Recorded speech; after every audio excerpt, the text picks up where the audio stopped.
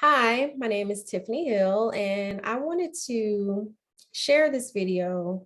I talk a lot about authenticity and being true to yourself and using your story to inspire others. And so I've done that through domestic violence advocacy and being very transparent about my experience with domestic abuse, whether it was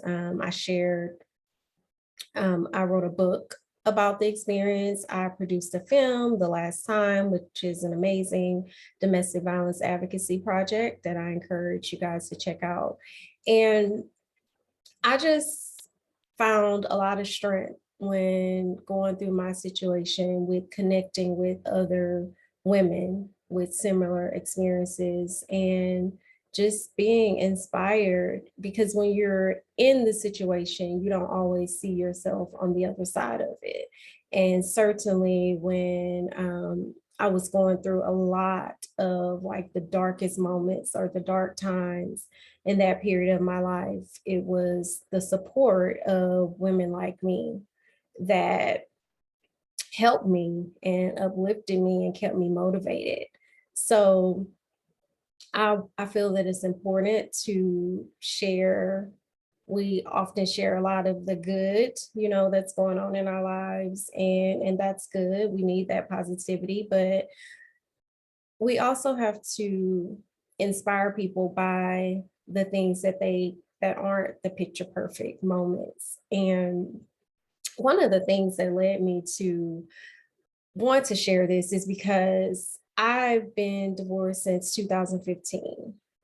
Yet I've still, and it's 2021, still been dealing with the abusive, controlling tactics that abusers have, whether it's through manipulation, through the children, or, the degradation of me as a mother, or anything to try to, what I feel is an attempt to get back at me, essentially, for the exposure of the abuse. And I know that a lot of people go through that. A lot of people go through similar situations where the abuser is just relentless because you have actually shared that they are an abuser. And for me, my situation was maybe unique in the fact that a lot of the abuse that I experienced happened on a college campus. And at the time, we were living on the college campus. So my ex was the president of Langston University. We lived on the college campus. When abuse was called in, the campus police would come to the home and investigate, or I'd say investigate loosely, but they would respond, I will say, to domestic abuse calls. So that created apparently a serious conflict of interest because the abuser was the president. And so you had a situation where people who reported to him were also the same people responding to calls about abusive behavior. And it led to a situation where I, as an attorney, was like, okay, well, they're not properly responding. They're not writing up anything about the abuse. They're not documenting it. They're essentially talking to me about not, making this a bigger issue or saying that I'm taking it, blowing it out of proportion. And so I called the local police for the city that we lived in, which was Langston. Well, their police wouldn't come on the university to respond to claims of abuse because they said they didn't have jurisdiction. So, which led me to reach out to the Oklahoma Board of Regents. I bring that up because there's a lack of accountability oftentimes in structures and systems that protect the abuser. And I don't even know that they're essentially protecting the abuser as much as they're protecting the system and the structure and not wanting to expose the inefficiencies there. So when I responded to the Oklahoma Board of Regents, their reaction was not to talk about the police corruption that was apparent on the campus. Like, it wasn't just that my situation and that abuse was the only thing going on within the campus police department. There were several ongoing complaints about campus police and just the, for lack of a better word, corruption, because that's what it was. And so rather than look into that and, risk exposing what was there, they chose, in my opinion, to protect the university. And it was even much deeper than the abuse itself, because there were complaints about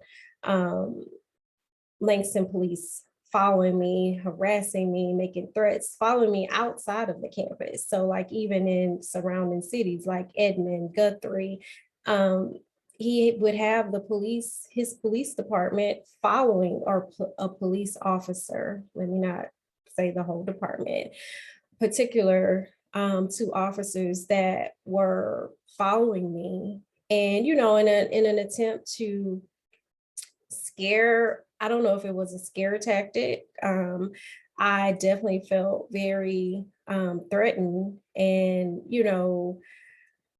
it's just was a very difficult situation for me. And through that, there were complaints made by me about improper hiring, the alternative lifestyle, which I think is really one of the main reasons why my abuser is still relentless to this day. And just for clarification for people who have followed my story, these are things that I've talked about before in the past. There are things that I've discussed through various mediums, whether it be my I've been open about sharing my story, because I think that's how true healing happens. That's how you reach people, by being very open and very transparent. And in that, I shared that my abuser, that I felt, or I was of the opinion that he had an alternative lifestyle. Well, I never said that I'd witnessed that, but it was just something that I felt based on a hire that happened, and what I felt was improper behavior, which was later even corroborated by others. So because of all these things, I talked to the Board of Regents about defamation and the fact that they were allowing my abuser to use university channels to essentially say I was suffering from like depression, or that I was crazy, or just anything to try to discredit the complaints that I was bringing against my abuser. And as a result of that, I feel the lack of accountability has allowed my abuser to continue to perpetuate his abuse, his controlling behavior, and that's a problem to me. And not that the Board of Regents or anyone at the university is responsible for the abuse. I definitely know that that's not their issue, but when there is a lack of accountability like that, when people don't hold abusers accountable, it empowers them to continue that behavior and to continue those actions that harm not only just me, but others at the university have been harmed as an effect of it. My children, which I'm a mother to 3 boys, which a lot of you know that, but the abuse continues far beyond just a relationship. So what happens when you get out of an abusive relationship is, okay, you're not in that situation, you're not in the home, so they are not able to physically abuse you, but they continue the controlling mechanisms, they continue the emotional things, they continue the, trying to separate you and use the kids against you, and just things that are downright like I can't have any respect for anyone that operates in that manner. So when I'm asked about my abuser and I say, I I can't think anything of him, it's because there's no respect. And I know and I see it as a pattern of behavior. I know in a previous marriage where he also ensured that those children didn't have a great relationship with their mother. So when you see the pattern of behavior, when you see the system supporting that, um, it's hard to have, even beyond, even with your healing, it's hard to have any respect for a person like that.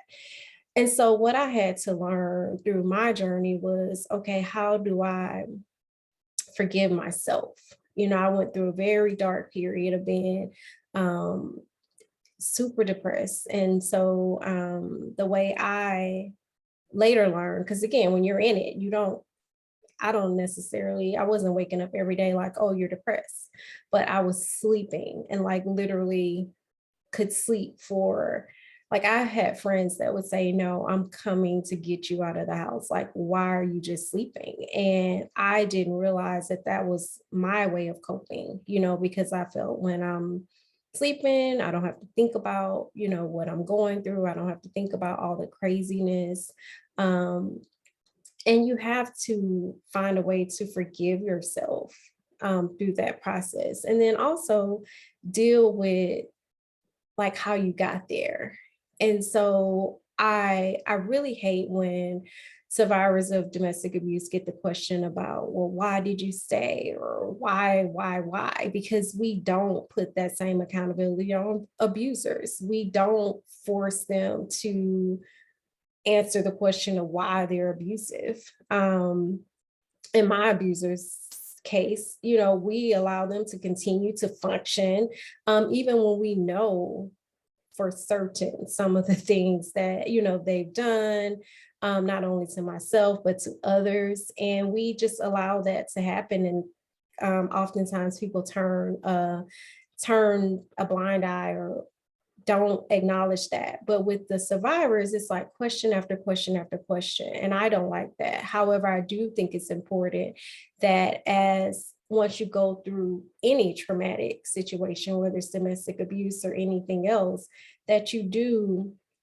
the work of understanding why or what, if there was something, let me not say what, if there was something that within you that allowed that situation to continue, because you can't be responsible for what happened, only how you deal with it. And so I've again been very transparent that in my situation, I was very embarrassed. I felt that, okay, most people view you as a very smart, intelligent person.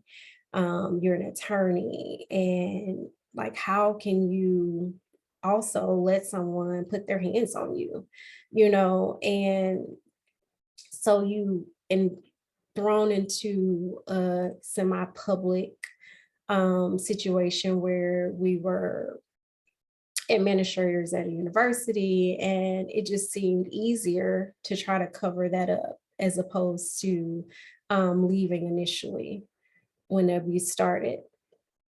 Also, one of the things that, through therapy and counseling, I realized that I harbored, even in myself, like things that I had not forgiven myself for. So when I first got accepted, take you back some years, I won't say how many, but when I first got accepted into law school, I was so excited. Like, I knew forever that I wanted to be an attorney. And then I also found out shortly thereafter that I was pregnant.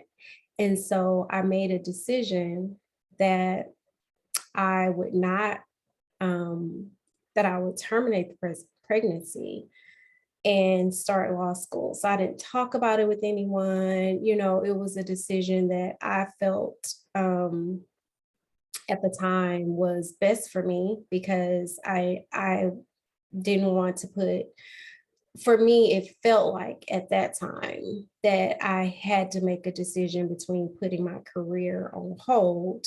And that was the decision that I made. Now, I thought that I was comfortable with that, right? And I even suppressed that for years.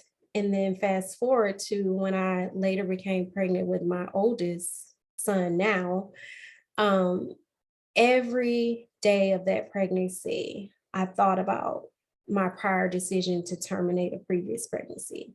And I would cry and I would pray, God, please let him be okay. Like, please don't let him have health issues. Like, please don't punish him for my previous decisions. And so I went into labor prematurely. I was studying for the bar exam.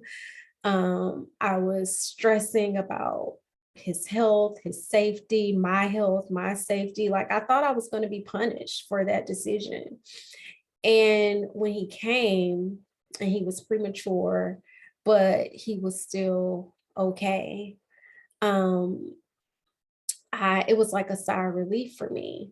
But I realized from that point forward that I had something that was allowing me to not forgive myself for a previous decision that I made. And so I moved in my life with that in the back of my head. Like I kept thinking, well, I'm not going to pass the bar exam because I got to get, I have to get punished for this.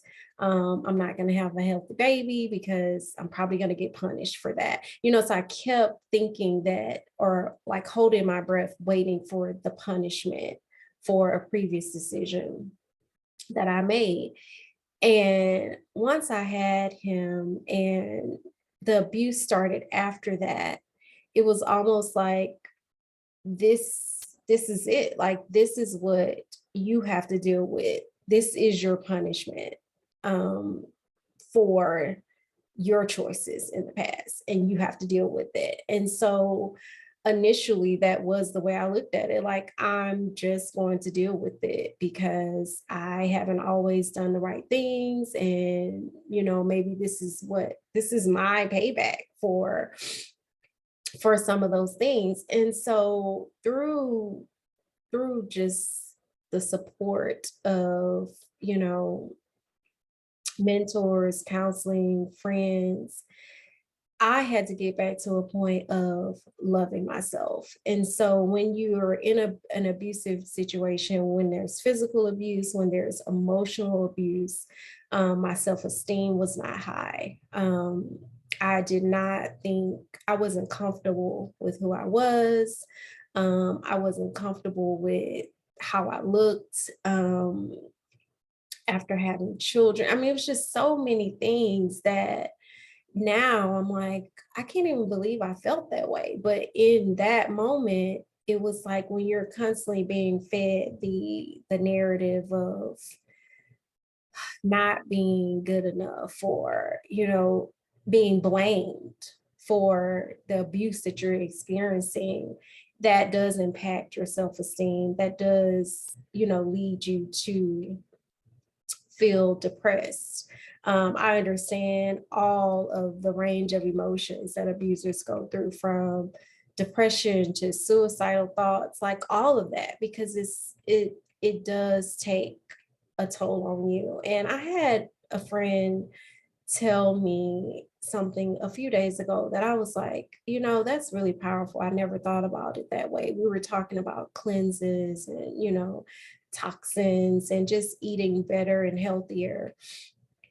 And the comment was that you have to cleanse. Even we talk a lot about purifying our body from certain foods, but you also have to cleanse trauma from your life. And I was like, that is so true, because even when you're out of the situation, any situation, like I said, whether it's domestic violence or any traumatic situation, you're still oftentimes holding on to the trauma, whether you know it or not.